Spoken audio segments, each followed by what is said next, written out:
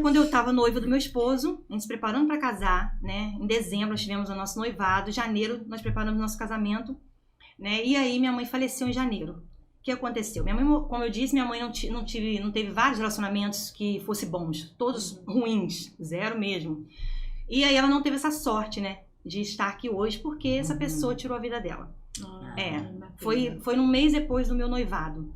E aí a minha mãe, o cara, né, assassinou ela, né, assim, ela ficou sumida 4 dias, porque ele enterrou a minha mãe no quintal da casa.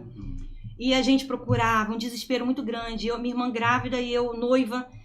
Eu não acreditava em nenhum momento que ela tivesse morta, eu achava que tivesse acontecido alguma maldade. No hospital, amarrada, eu não assim. sei. Mas morte nunca passou na minha cabeça. Mas eu sempre com muita fé, eu falei, não, eu quero encontrar, viva ou morta. Quando deu o 4º dia que a gente não encontrava, que procurava em todos os lugares da cidade, porque eu sou de Alegre, o nome da minha cidade é Alegre. Ai, que lindo! Gente, Espírito São Santo Mateus. Alegre, ainda é bem longe ainda.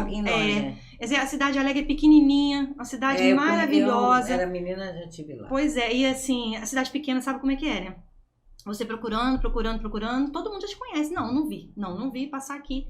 E aí, quando deu o 4º dia, eu tomei a decisão de ir na delegacia, eu mesma, e fui lá e falei que minha mãe estava sumida, e o delegado perguntou pra mim, mas quem que você acha que fez algo? Eu falei, aí eu falei com todas as letras, o esposo dela, porque é o único que morava com ela.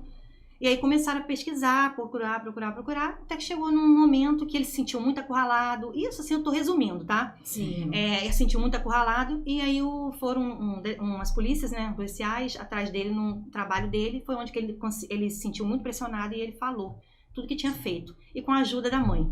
A mãe dele ajudou, a mãe dele ajudou ele a omitir o corpo, né? Assumir com o corpo, não sei se é assim que fala a palavra certa. Omissão assim. E ele ficou 6 anos preso, né? 6 anos. Né? Meu Deus, o que é 6 anos, né? Mas tudo bem. E eu passei a minha vida inteira, 18 anos da idade da minha filha, amarrada a esse passado. E aí eu comecei a passar isso tudo pra minha filha. Eu proibia ela de ter a vida dela normal, eu proibia ela de sair. Nossa, se ela pegasse um Uber, eu ficava maluca. Se ela saísse, demorasse um pouquinho, eu já estava ligando, eu já ficava desesperada. Então, todos aqueles traumas que eu passei... Transferiu. Aquela orfandade, aqueles traumas, eu passei tudo pra ela até os 18 anos. Mas aí, ela mesmo, um dia, falou comigo, mãe, eu preciso saber o que aconteceu. Porque eu falava pra ela que a avó dela tinha morrido, virou uma estrelinha, era a história que eu contava pra ela. Só que nesse dia chegou o dia, né? Mas tudo isso para acontecer, para me facilitar, me ajudar, Deus me ajudou, mas foi a ajuda de terapia também, que foi construindo isso em mim. Essa verdade que eu precisava chegar nesse dia e contar isso para ela, para mim me libertar. Porque na verdade eu estava como um passarinho com a gaiola aberta, né? A portinha aberta. E mas você eu lá dentro. Isso aí, acuada lá dentro, sem conseguir voar.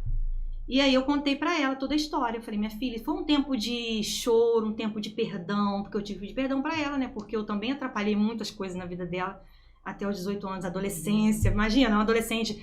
Mas minha filha sempre foi tranquila, né? Reprimida. O medo do homem, né? Fazer mal a ela, né? Porque eu tinha visto algo que um homem, como é que era. Então, isso também eu passei na época do meu casamento, né? Eu tive problema com meu esposo, alguns momentos por conta também disso, por ver o homem dessa forma. Mas o meu esposo, eu falo que ele é um guerreiro, né? Porque ele me mostrou que o homem verdadeiro existe. Existe esse homem que ama a mulher, que cuida. É o meu esposo, né? Então, assim... mas voltando um pouquinho atrás. Minha mãe morreu, e aí, quando ela morreu, todas as coisas delas, né, ficaram para dividir para as filhas. Eu não quis nada. E eu falei pra minha irmã, você pode pegar o que você quiser. Só que a minha mãe foi tão interessante que ela morreu. Quando a gente abriu o guarda-roupa, ela tinha 2 itens de cada coisa, gente. Parecia que ela tava deixando um pra mim e um pra ela, fazendo enxoval. Porque minha irmã tava pra casar e eu tava noiva.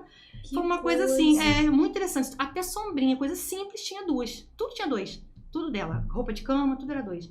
E a gente foi dividindo assim. Eu falei, então tá, eu vou ficando com essas coisas, mas os móveis larguei pra minha irmã. E aí uns cadernos dela, que minha mãe adorava escrever, eu peguei pra mmim. Que eu herdei isso dela, escrever. Uhum. E aí, nessas escritas todas, eu fui achando uns endereços. Rio de Janeiro, endereço de fulano. Falei, gente, peraí. Rio de Janeiro foi onde minha mãe encontrou meu pai, né? E eu fiz o quê? Fiz 4 cartas. E nessas 4 cartas eu mandei pro Rio. Eu lá no Espírito Santo mandei pro Rio. Sem saber se ia chegar, porque pelos anos eu já era adulta. Vai, então, tipo, né? vai que cola, né? Isso que eu pensei. Eu falei, vai que chega, né? Em algum lugar. E uma das cartas, somente uma, chegou num bar onde meu pai frequentava. E aí o homem do bar disse assim para o meu tio, que frequentava junto com meu pai, olha, eu não posso entregar essa carta ao fulano de tal, porque ele é casado e tem filhos. Eu vou entregar para você. Quando o meu tio abriu, O meu tio falou, não, essa menina é filha do meu irmão, sim. Eu preciso mostrar isso pra ele. E meu tio chamou meu pai e mostrou pra ele, ó, você tem uma filha no Espírito Santo, com a Maria, tal, explicou. Meu pai falou, é minha filha sim.